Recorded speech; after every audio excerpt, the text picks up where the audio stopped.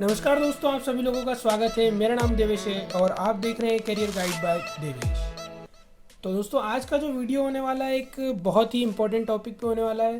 10th class करने के बाद यहाँ आपके पास दो की बजाय 3 ऑप्शन होते हैं, जिसमें फर्स्ट रहता है 12th का, सेकंड आप कर सकते हैं पॉलिटेक्निक डिप्लोमा कर सकते हैं, थर्ड नंबर पे आप कर सकते हैं आईटीआई।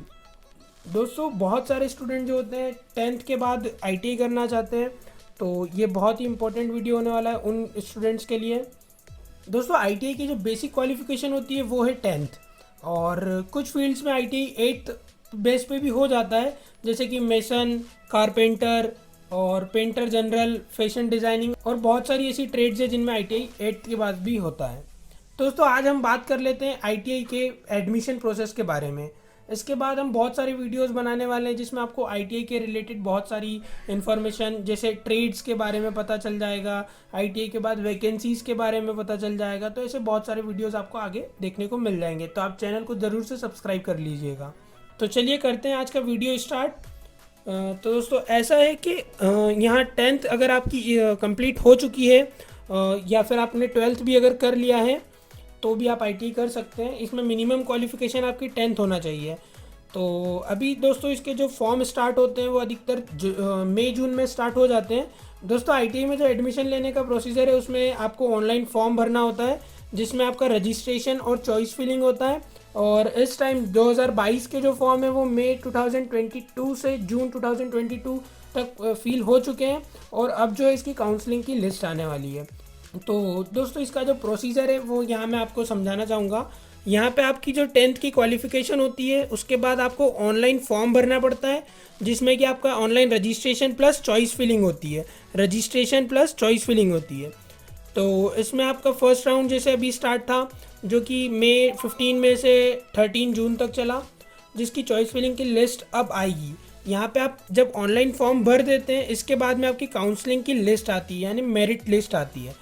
मेरिट लिस्ट जो रहती है वो आपके रहती है 10th के परसेंटेज, आपका कैटेगरी, क्या आपकी कैटेगरी लगती है, SC ST OBC जनरल, फिर आपका लगता है स्पेशल कोटा, जो कि होता है जैसे डिपार्टमेंटल कैंडिडेट है कोई, जैसे आईटीआई विभाग का कोई स्टूडेंट है, जैसे कि किसी के पिताजी वगैरह आईटीआई में काम करते हैं, या तो फिर सैनिक कोटा है, जैसे जिसके आर्म फोर्स वगैरह, नेवी, आर्मी, इसमें उनके फादर वगैरह है, फैमिली में कोई रहता है। तो तीसरा रहता है एनसीसी का।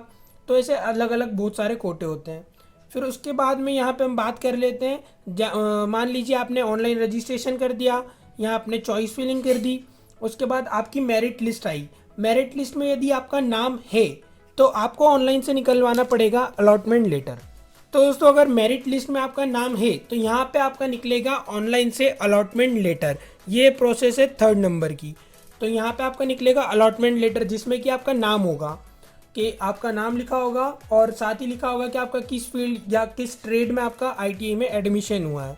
दोस्तों, आपका मेरिट लिस्ट में नाम आ जाने के बाद आपको जाना पड़ेगा आईटीआई, जहाँ पे होगा आपका एक डॉक्यूमेंट वेरिफिकेशन। यहाँ पे आपको 2 सेट डॉक्यूमेंट के लेके जाना पड़ेंगे, जिसमें आपका 10th की मार्कशीट की 2 फोटोकॉपी, कास्ट सर्टिफिकेट की 2 फोटोकॉपी, इनकम सर्टिफिकेट, मूल निवासी, आधार कार्ड 2 फोटो, इन सब की 2 कॉपियाँ लग जाएगी। तो दोस्तों, यहाँ पे आपकी डॉक्यूमेंट वेरिफिकेशन आईटीआई में जब हो जाएगी, उसके बाद वहाँ से आपको एक एडमिशन की स्लिप मिलेगी, जिससे आपको फ़ीस पे करना होगा। तो दोस्तों, यहाँ पे आपको ऑनलाइन पे जाके अपनी ट्रेड की जो फ़ीस होगी, बड़ी होगी तो 5000 अप्रोक्स आपको फ़ीस भरना पड़ेगी। और जब आप यहाँ पे ऑनलाइन पे फीस पे कर देंगे तो यहाँ पे आपका एडमिशन का पूरा प्रोसेस डन हो जाता है, और जो इसकी रिसिप्ट आपको ऑनलाइन से मिलेगी वो रिसिप्ट आपको आईटीआई में जमा करना होती है। तो इस टाइप से आपका एडमिशन पूरा कंप्लीट हो जाता है। तो दोस्तों, ये तो बात हो गई अगर आपका नाम अलॉटमेंट लेटर यानी कि मेरिट लिस्ट में या फिर कहें कि काउंसलिंग लिस्ट में अगर आपका नाम आ जाता है तो आपको क्या करना है।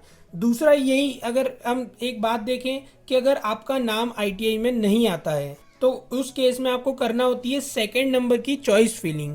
तो दोस्तों, यहाँ पे ये जो 2nd चॉइस फिलिंग मैंने मेंशन कर रखा है, यहाँ पे आपको इसकी भी डेट आईटीआई की वेबसाइट पे मिल जाएगी, या फिर आप किसी ऑनलाइन वाले से कंसल्ट कर सकते हैं। और साथ ही हमारे चैनल पे भी मैं आपको टाइम टू टाइम अपडेट देता रहूँगा। आईटीआई से रिलेटेड सारी जानकारी आपको इस चैनल पर मिल जाएगी। तो दोस्तों यहाँ पे मैं ये बता रहा था आपको कि सेकेंड राउंड जो होगा ITI का वो स्टार्ट होगा। इस फर्स्ट राउंड की जो मेरिट लिस्ट आएगी उसमें जिन बच्चों के नाम आ चुके हैं, जो लोग एडमिशन लेंगे, वो एडमिशन की पूरी प्रोसेस जब एंड हो जाएगी तो यहाँ पे आप सेकेंड चॉइस फिलिंग का फेज स्टार्ट होगा। उसमें आप फॉर्म भरेंगे यानी चॉइस फिलिंग करेंगे और वही चॉइस फिलिंग का फिर फर्स्ट चॉइस फिलिंग जैसी वापस से मेरिट लिस्ट लगेगी और आपको वापस से पूरा यही प्रोसीजर जो रहेगा। अगर मेरिट लिस्ट में नाम आता है तो डॉक्यूमेंट वेरिफिकेशन करवाना होगा, उसके बाद ऑनलाइन से फीस सबमिट करना होगी और आपका एडमिशन की प्रोसेस हो जाएगी। और साथ ही साथ ऐसे कैंडिडेट जो फर्स्ट राउंड में अपनी चॉइस फिलिंग में कुछ ऐसी ट्रेड डाल देते हैं बाय मिस्टेक या फिर कुछ सोच के ऐसी ट्रेड डाल देते हैं जिनमें उनको बाद में मेरिट लिस्ट में नाम आ जाने के बाद ऐसा अफसोस होता है कि यार इससे ऊपर वाली ट्रेड मेरे को एडमिशन में चाहिए, तो फिर वो लोग अपनी ट्रेड से अपडेट कर सकते हैं जिससे कि उनका नाम सेकंड राउंड जो होगा या सेकंड चॉइस फिलिंग कहें, सेकंड काउंसलिंग कहें, उसमें उनका नाम आ जाएगा। और अगर नाम नहीं आता है तो फिर इसी टाइप से जो सेकंड है उसी टाइप से थर्ड, फोर्थ, फिफ्थ ऐसी काउंसलिंग ITI में होती रहती है। तो दोस्तों ये थी पूरी प्रोसेस ITI के एडमिशन की। और अगर इससे रिलेटेड आपको कुछ भी जानकारी यहाँ पे चाहिए तो आप नीचे कमेंट बॉक्स में लिख दीजिए, मैं उसके ऊपर एक पर्सनल अलग से एक अकेला वीडियो बना दूंगा। Thanks for watching.